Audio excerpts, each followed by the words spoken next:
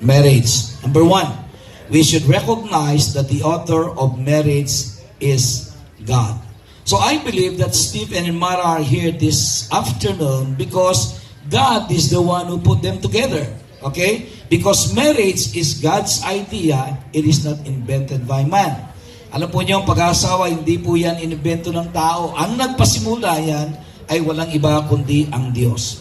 Matapos likayin ng Diyos ang lahat ng bagay, nakita niya si Adan ay malungkot. Ano po? At walang angkop sa kanya sa lahat ng dinalang ng Diyos. Kaya, anong pinatulog? Sa po ng Bible ay pinatulog niya si Adan.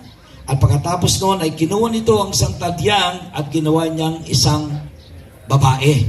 Kaya nga kuminsan sa mag-asawa, sabi niya, alam sa Stephen, si Mara ang nawawala niyang tadyang.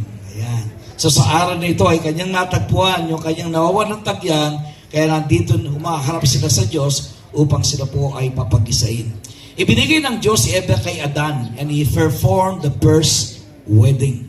Ang Diyos po ang gumawa ng unang-unang kasal. When he presented Eve to Adam, he performed the first wedding. Pinagsama niya si Adan at si Eva bilang mag-asawa.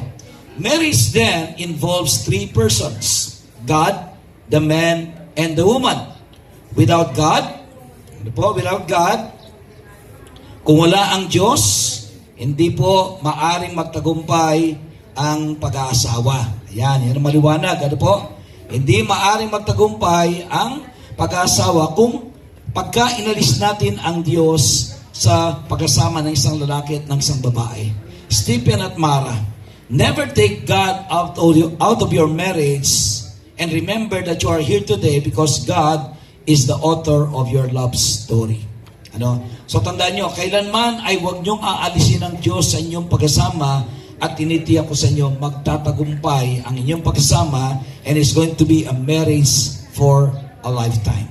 So let us remember that the first thing that na dapat natin tandaan sa pag-aasawa is that God should always be in a marriage. In other words, ang pag-aasawa po ito o yung kasalan, this is not just a covenant between two people, but it is a covenant between three. It is a covenant of the man to God to love the woman that God presented to him.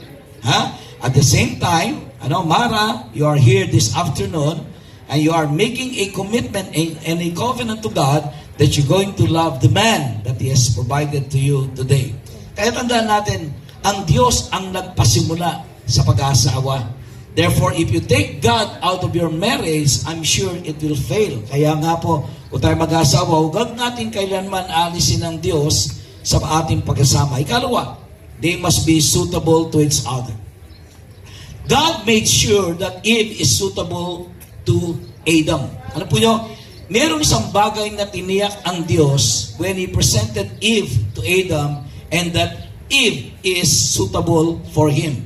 Okay. Ang sabi sa Genesis chapter 18 verse 24, God said, "It is not good for man to be alone. I will make a helper suitable for him."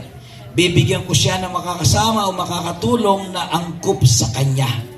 Okay. So therefore, I believe si Stephen and si Mara nandito because they found in each other a person who is suitable to each other.